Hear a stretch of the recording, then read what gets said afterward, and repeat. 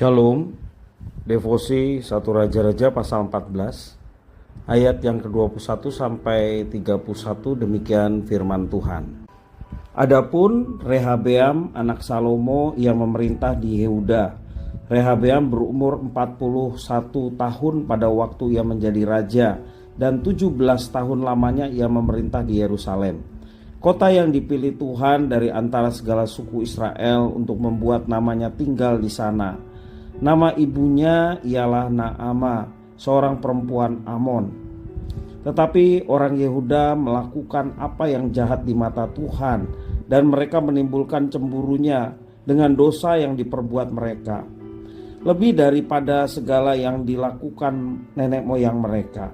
Sebab mereka pun juga mendirikan tempat-tempat pengorbanan dan tugu-tugu berhala dan tiang-tiang berhala di atas setiap bukit yang tinggi dan di bawah setiap pohon yang rimbun. Bahkan ada pelacuran bakti di negeri itu. Mereka berlaku sesuai dengan segala perbuatan keji bangsa-bangsa yang telah dihalau Tuhan dari orang Israel.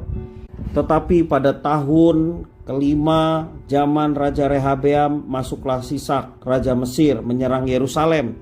Ia merampas barang-barang perbendaharaan rumah Tuhan dan barang-barang perbendaharaan rumah raja. Semuanya dirampasnya. Ia merampas juga segala perisai emas yang dibuat Salomo.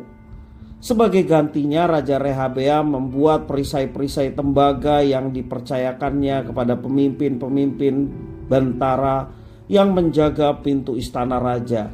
Setiap kali raja masuk ke rumah Tuhan, bentara-bentara membawa masuk perisai-perisai itu, dan mereka pula yang mengembalikannya ke kamar juga para bentara.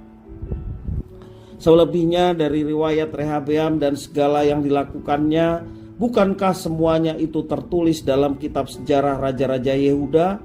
Dan terus-menerus perang ada di antara Rehabeam dan Yerobeam.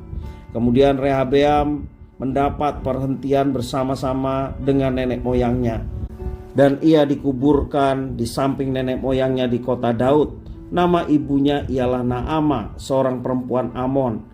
Maka Abiam anaknya menjadi raja menggantikan dia. Demikian firman Tuhan. Rehabeam adalah raja terakhir kerajaan Israel yang menyatu dan raja pertama dari kerajaan Yehuda. Ada 3 situasi yang terjadi pada Israel di bawah kepemimpinan Rehabeam. Yang pertama, di bawah kepemimpinannya kerajaan Israel terpecah menjadi 2, yaitu kerajaan Israel dan kerajaan Yehuda. Kedua, rakyat Yehuda jatuh ke dalam penyembahan berhala dan perbuatan tidak bermoral di hadapan Tuhan. Dan yang ketiga, peperangan terus berkobar di Yehuda. Setelah terpecah, kerajaan Israel dan Yehuda menjadi tidak kokoh. Mesir menyerang Yehuda dan berhasil merampas barang-barang berharga dalam bait suci dan istana raja. Rehabeam mengganti perisai emas Salomo dengan membuat perisai baru dari tembaga. Hal itu menunjukkan betapa kerajaan Israel dan Yehuda telah merosot. Selain itu juga Yehuda terlibat perang saudara tanpa akhir dengan Israel antara Rehabeam dan Yerobeam. Nama Rehabeam mengandung makna doa, yaitu kiranya umat berkembang. Namun selama ia memerintah, hal sebaliknya lah yang terjadi. Kemerosotan terjadi karena Rehabeam mengabaikan nasihat tua-tua dan lebih memilih nasihat kawan-kawan sebayanya, sehingga timbul pemberontakan dari suku-suku di sebelah utara.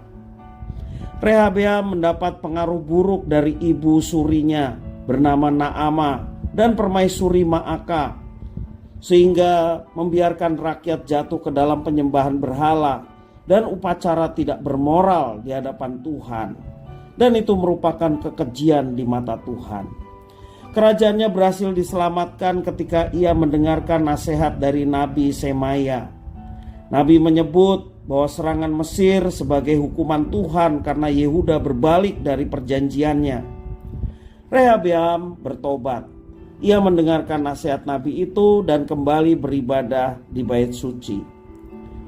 Perbuatan kita sering dipengaruhi oleh pasangan sering dipengaruhi oleh orang tua, juga kawan-kawan yang ada di sekitar kita.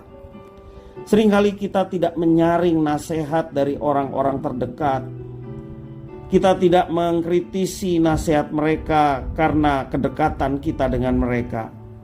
Padahal memungkinkan nasihat atau pengaruh dari mereka bisa saja bukan pengaruh yang baik, tetapi sebaliknya malah pengaruh yang tidak baik atau buruk.